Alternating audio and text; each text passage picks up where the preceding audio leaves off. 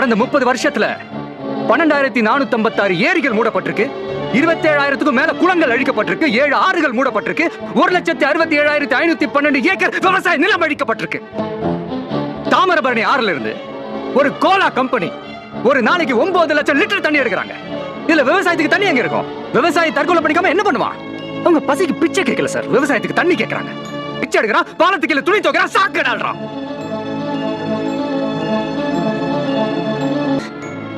அவங்களோட பாரம்பரியம் உங்களுக்கு சாப்பாடு போடுறதுக்காக வாழ்ந்த குடும்பம் கொஞ்சம் கொஞ்சமா அழிஞ்சுக்கிட்டு வருது.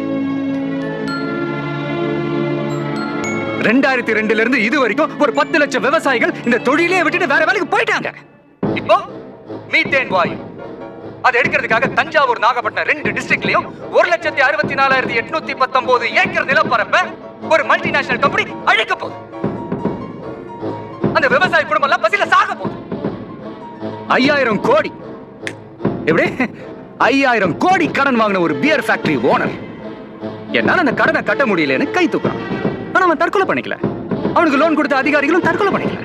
ஆனா 5,000 ரூபாய் கடன் வாங்கின ஒரு விவசாயி அதை கட்ட முடியாம வட்டி மேல வட்டி ஏறி பூச்சி மருந்து குடிச்சு தற்கொலை பண்ணிக்கிறான். ஒரு நாளைக்கு 5,000 குழந்தைங்க இறந்து போறாங்க. ஒரு நாளைக்கு